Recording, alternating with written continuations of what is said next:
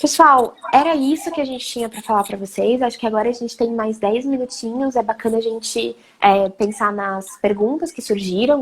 Pessoal, mandem as perguntas, podem ir mandando, a gente vai responder. Eu vou responder, vou colocar aqui a primeira. Deixa eu ver aqui. Quais são as coisas básicas que todo mundo pode fazer para reduzir a ansiedade além da terapia?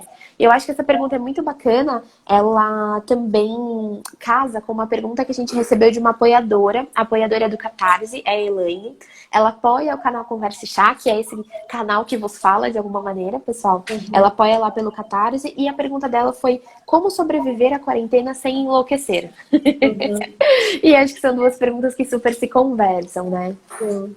Eu acho que pra gente ser bem pontual, né? Eu acho que as coisas que, considerando que essa pessoa não estaria em terapia, eu quero, primeiro, focar na quantidade e na qualidade das informações que a gente está consumindo.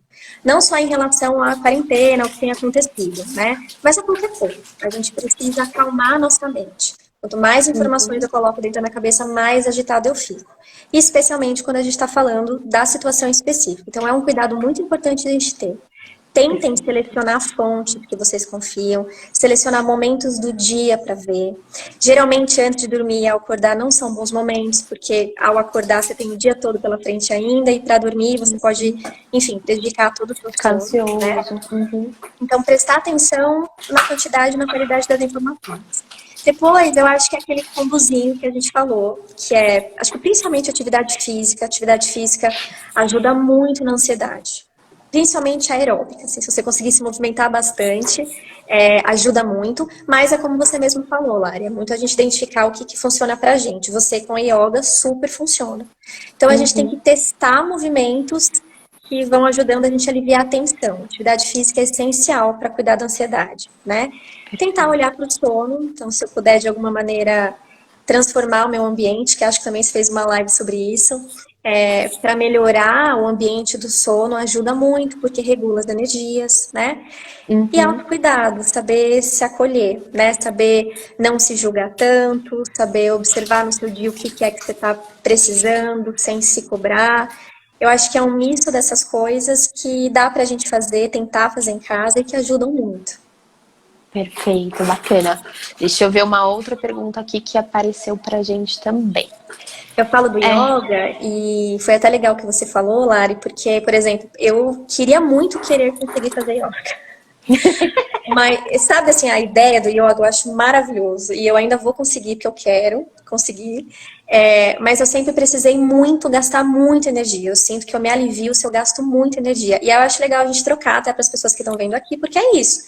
Tem gente que consegue liberar super energia e ansiedade na yoga, e eu preciso, sei lá, fazer 100 polichinelos para sentir que eu aliviei alguma coisa. Então, não tem regra. É a gente tentar fazer aquela atividade que a gente se sente bem. O importante é estar se sentindo bem no final. Perfeito. Bom, a pergunta é: por que é tão difícil admitir que sentimentos ruins fazem parte da nossa vida? Eu acho que porque a gente não aprende a lidar com eles desde pequeno, né? E porque os sentimentos negativos, eles geram um desconforto muito grande. E a gente, enquanto ser humano, diante do desconforto, a gente quer sair, né? Não é gostoso, né? Mesmo, é um exemplo que eu sempre dou, né? Mesmo enquanto psicóloga, enquanto alguém que está sempre tentando olhar e cuidar das pessoas, quando eu também tenho as emoções negativas, não é gostoso. Não é agradável. E aí a gente quer estar bem para ontem, né? A gente não quer estar mal, a gente quer se sentir bem. E aí a gente não aprende, porque as emoções negativas, de alguma maneira, elas acabam não necessariamente paralisando, mas elas afetam de uma maneira mais intensa o nosso comportamento, né? Então, às vezes, a gente fica muito cabisbaixo, não quer trabalhar, chora. E aí, por a gente não aprender, nem a gente sabe lidar e nem o outro sabe cuidar. Então, muitas vezes a pessoa fala assim, ai, não precisa chorar. Não é desdenhando, às vezes a pessoa fala aquilo querendo ajudar, né? Mas se a gente for olhar bastante para isso, apesar da gente entender a boa intenção da pessoa, né? A gente precisa entender o porquê daquele choro, né? Entender o porquê daquela angústia.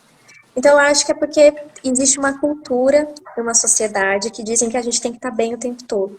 Então, quando eu estou diferente de qualquer padrão que a sociedade impõe, eu estou errada, né? Eu não estou sentindo certo. Quando, na verdade, é super natural. Se a gente aprendesse desde pequenininho que tá tudo bem sentir qualquer coisa e que o importante é eu conseguir olhar e me cuidar, eu acho que a nossa sociedade seria muito diferente, né? Com E que bom que a certeza. gente está tendo esse papo aqui, eu acho que é aquilo que a gente falou no começo, né? Se a gente puder influenciar 3 ou 4 pessoas, que influenciam 3 ou 4 pessoas, e que influenciam 3 ou 4 pessoas, eu acho que isso vai chegando mais longe, né? Mas eu acho que é muito cultural. Perfeito. Acho que é isso, e é gostoso da gente finalizar a live com uma pergunta dessa, porque é cultural. Acho que a Aline falou tudo, só reforço aqui. É cultural, a gente aprende que a gente não deve sentir, ou ainda numa sociedade tão machista, com uma masculinidade tão tóxica, a gente aprende que é coisa de menininha e que isso é pejorativo, que isso não é bacana. E entrar em contato com os nossos sentimentos, sejam eles quais forem, é muito importante para que a gente consiga se entender como um todo, né? A gente falou aqui o tempo todo de entender os nossos limites, de autocuidado, de autoconhecimento, e sentir também é viver a vida, também é o autoconhecimento. Então acho que é um fechamento muito bacana para a gente levar para abrir para 1 milhão de conversas, que eu com certeza vou querer ter mais conversas. Eu só vejo elogios pra gente nessa live, Li, acho que foi muito gostoso ter Eu você amei. aqui, uma coisa muito bacana. Estou muito, muito, muito feliz de ter você aqui. Muito obrigada por ter disponibilizado o seu tempo para estar aqui com a gente.